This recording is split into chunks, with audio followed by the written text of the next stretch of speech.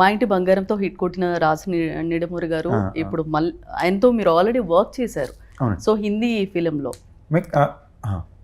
So షోర్ అనే so మళ్ళీ ఏమన్నా మీరు ఏమైనా మాట్లాడారా స్టోరీ ఏమైనా మీ దగ్గర కన్సిస్టెంట్ గా ఎప్పుడు కూడా were in touch, they very close అండి.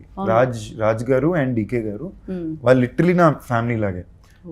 ఐ థింక్ నాకు 19 ఏళ్ళు ఉన్నప్పుడు తెలుగులో స్నేహగీతం ప్రస్థానం, తమిళ్లో ఒక సినిమా, అది 4-5 days తర్వాత ఆగిపోయింది.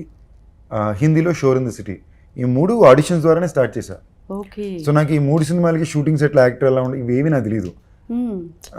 సో దిస్ వాజ్, నేను లిటరలీ నాకు అసిస్టెంట్ కూడా ఉండేవాడు కాదు. నేను బ్యాక్ ప్యాక్ వేసుకుని షూటింగ్కి వెళ్ళేవాడిని. కాలేజ్కి వెళ్ళినట్టు ఒక బ్యాక్ ప్యాక్ వేసుకుని అందులో బేసిక్ ఐటమ్స్ ఏం కావాలో పెట్టుకుని ప్రస్థానంకి అలాగే వెళ్ళా, స్నేహగీతంకి అలాగే వెళ్ళా, షోర్ ఇన్ సిటీకి అలాగే, తమిళ దానికి అలాగే వెళ్ళా. సో రాజన్ డీకే అనే వాళ్ళు నాకు షోర్ ఇన్ సిటీ అప్పటి నుంచి పరిచయం.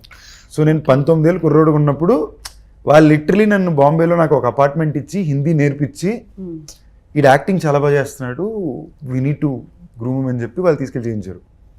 So they are way more than, its not a work relationship. మన ఫ్యామిలీ మ్యాన్ సీజన్ 1 కానీ 3 కానీ క్యామియోస్ కూడా ప్యూర్లీ నేను ఏ క్యారెక్టర్ చేయబోతున్నా అంట్లో ఏం సీనో కూడా తెలియదు. వాళ్ళు డేట్ చెప్తారు, నేను వెళ్తాను అంతే. So it's that kind of relationship I have with them.